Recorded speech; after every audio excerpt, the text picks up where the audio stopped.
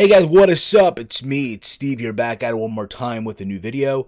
Thank you all for watching this video and tuning in back into the channel. If you're new here, hit that subscribe button down below. Give this video a big old thumbs up. Also while you're here, share this video throughout your entire social media. Facebook, Twitter, or Tumblr, wherever you share videos. You can see I have, once again, this awesome layout done by the good old homie at Salrex Gaming. If you are a YouTuber or a podcaster out there, you want awesome layouts done for your own YouTube channel, your podcast, hit him up over on Twitter at Salrex Gaming. I have a link to his Twitter handle down below in the description box. That can, again, hit him up. He's done layouts not just for myself, but for OKFabe, Monster, the Monster Sounds Off Wrestling Podcast, Joe Cronin, Big Mike, Wrestling Recap, That Ass Podcast, Foul Mouth, just to name a few. But I'm going to be very honest with you guys, okay? This week's episode of Smackdown for February 27, 2018. I'm sorry. There's just no way around it.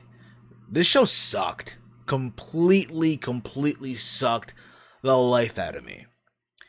So badly that I really thought about, should I even review the show? But at the same time, I wanted to show off this layout, so here I am doing this review.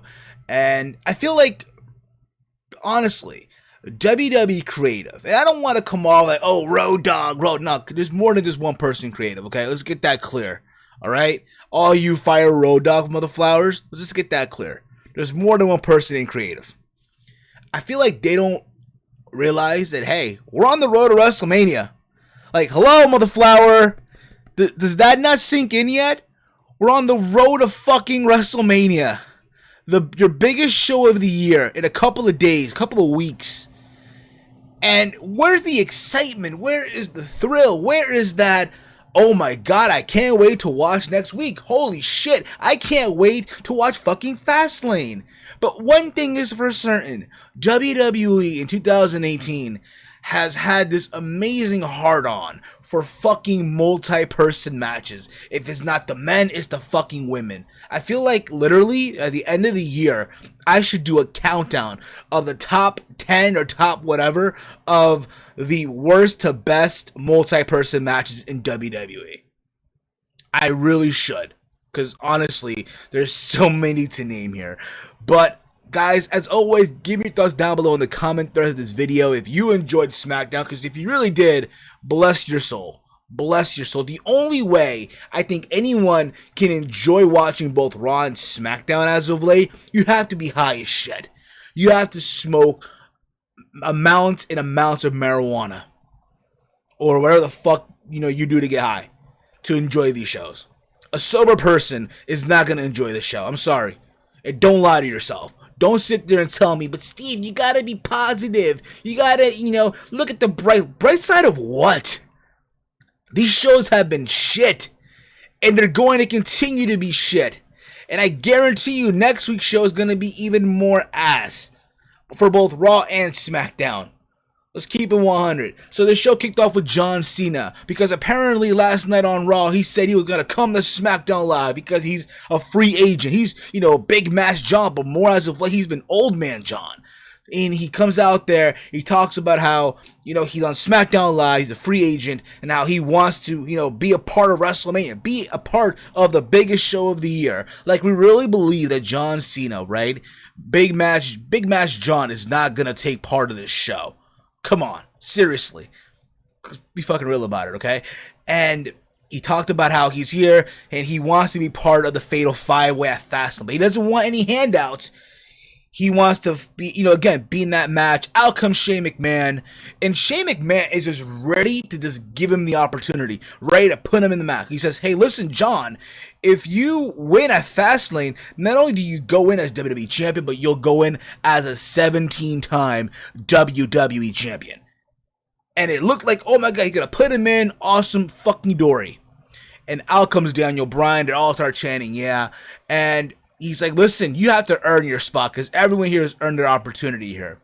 And he announced that he has to face someone that he's been familiar with, that being AJ Styles. And let's look at let's keep it 100 here, okay? The reason why he's on SmackDown Live right now is simple. John Cena is on SmackDown right now because SmackDown has been suffering. It's been shit. And they need some ratings. They need people to watch the show. And let's be real about it. AJ Styles versus John Cena for the umpteenth time already is going to get eyeballs to watch the show. So that's your main event. And if Cena wins that match, he goes on to Fastlane, and they make it a 6-pack challenge. Oh boy, I swear to you. It's complete copy and paste. And if you motherfuckers do not realize that now, then you motherfuckers are the problem. I'm sorry. It's just reality. You guys are the fucking problem if you guys did not see this shit. It's copy and paste of Raw and SmackDown. Raw had a fucking 7-person chamber. I'm surprised. I would not be surprised if next week they'll add another person to this match. Instead of a 6-person challenge, they make it a 7-person. I will not be surprised. We had the first match, and then we had Baron Corbin versus Sami Zayn. Kevin Owens on commentary, being savage as he is. And here's the thing about it, okay? I understand that, you know what? They have a match to hype up, a match to put over for Fastlane, okay? But you mean to tell me that you have to have the people that are going to wrestle in this match, or in that match in particular, to go against each other? You mean to tell me Baron Corbin couldn't go up against fucking Sin Cara? Where the fuck is Sin Cara at? You mean to tell me Sami Zayn couldn't wrestle fucking Zack Ryder? Instead of wrestling each other in the match that are in, again, I guess the guys that are involved in that match, instead, let's not have them wrestle jobbers to establish that, hey, maybe these guys have a chance. It's just simple booking there, I swear to you, you know? But this match, for what it was, I'll be honest, I thought it was a fun match. Even though people were chanting Rusev Day and bullshit, I thought they really, you know, went out there, they wrestled their asses off, whatever. But when it was all said and done, Baron Corbin got a win because Dolph Ziggler came from behind her. He literally sneaked behind and super kicked Kevin Owens. And Sam was like, what the fuck? What if I happened to Kevin Owens? And Corbin hit the end of day for the 1, 2, 3. And then Dolph Ziggler, and then Dolph Ziggler comes in and hit the zigzag on Baron Corbin. So the belief is, hey, each guy has momentum. But again, I really wish in some way, shape, or form that these guys don't have to wrestle each other throughout the week, knowing that they got a match against each other at the pay-per-view. If you kind of get what I'm saying. I apologize if my camera's blurring off here and shit. The focal point is going on and off. It's just the way it is right now, okay? By the way, I did some adjustment to the microphone. Hopefully, it's a little better. I don't even know. Comment down below your thoughts on that match as well, and also on the mic settings. We had Ruby Riott versus Naomi for whatever fucking reason. Again, Ruby Riott had a championship match at Fastlane, so you need to have her get some momentum. Again, this is what I thought was good. Even though at the same time, it's another layer of the same women going against each other. It's like Raw. You have fucking Sasha versus Mandy Rose, Bayley versus Sonya Deville, or vice versa. Any type of that combination. Same thing here on SmackDown. You have Liv Morgan versus Naomi, or Becky Lynch versus what's her name? Sarah Logan. And it's a shit match. Or Charlotte versus Sarah Logan, or fucking Becky Lynch versus Ruby Riott. You kind of get the combination. That's what we're getting here. But still, at the same time, it made a lot of sense for Ruby Riott to win. I'm not saying, oh my god, this was a good match, or dandy, or anything like that. But again, it makes sense. You have Ruby Riott going up against Charlotte in a couple of weeks at the pay-per-view, so you want her to have that momentum going in. So there you go. She won, and again, it was whatever match. We had the New Day and Breezango backstage with one of the stars of, I guess, the show that's airing now. It's that Biggie and Tupac Unsolved Mystery Show. I forgot the dude's name already. And it was a whatever segment. The New Day came out with pancakes. Again, it's Pancake Day. Or, I'm sorry, no, it's Rusev Day. But it's fucking Pancake Day. I hope you all went to fucking IHOP and ate your pancakes till you couldn't eat no fucking more. And they're in the ring, and the New Day talking about how they have the opportunity to once again be tag team champions at Fastlane and go on to WrestleMania and turn up in New Orleans. Out came the Usos. And I thought, really, to be honest here, the Usos promo here was very, very good. I thought they cut a good promo here, believe it or not. They talked about how for so many years they've been in WWE, and they've done the same thing that New Day been doing, dancing, having their, face painted, what have you, and it got them nowhere. For all these years they've been sidelined at WrestleMania, and how this year at WrestleMania 34 is their time. It's their time to actually be involved in the WrestleMania main card. Yeah, granted, they've been involved on pre-show matches. Like, I remember WrestleMania 32, the one that I went to a couple years ago with OK Fabe and Matt from In the Rope Show. They were involved with against the Dudley Boys on the kickoff show. And it's crazy because we were going into the stadium at Cowboy Stadium, and they were having their match. So I get that. Like, fine, yeah, I get that. They deserve to have their WrestleMania moment. They deserve it. Just like the New Day does in some way, shape, or form. And the New Day got on the mic, and Big E mostly rebutted here. Talked about how, they've been grinding, they've been, fighting for what they, they deserve, and how they didn't have their dad being, like, again, the New Day's father's Rikishi. I'm sorry, the Usos' fathers are Rikishi, how they were just handed here because of their fucking father. And it looked like they're about to go at it, right? They're about to go at it. And again, you need to hype up that match. So awesome on the mic. And out came the Bludgeon Brothers. They're in the ring. The New Day and the Usos just walk away. Because fuck it, why the fuck not, right? We had a Shinsuke Nakamura versus Aiden English. Aiden English sang a song before this match with Rusev on Rusev Day. I'm sorry, this match felt very, very lazy to me. Like, Shinsuke Nakamura came out of hiding ever since winning the fucking Royal Rumble. Like, he hasn't been seen over a fucking month.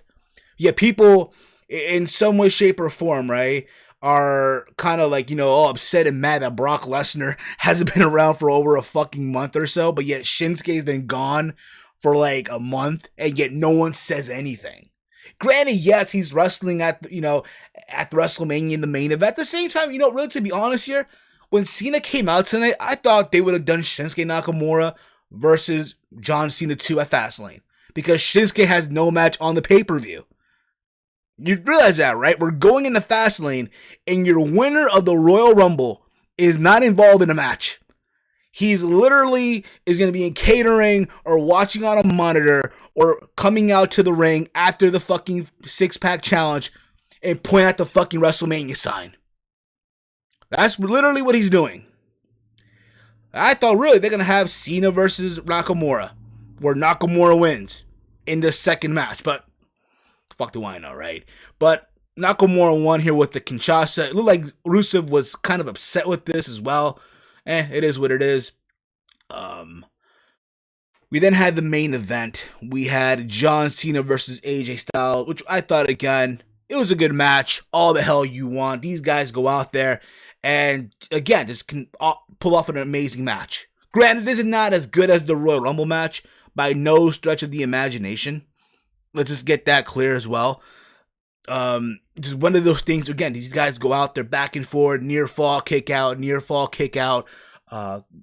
whatever, finishing move. Cena hit the AA multiple times and Styles kicked out. Styles hit the fucking Styles Clash and the Phenomenal Forearm and Cena kicked out. Just good, just back and forth match. And I like I said before, I love the story of John Cena right now, believe it or not.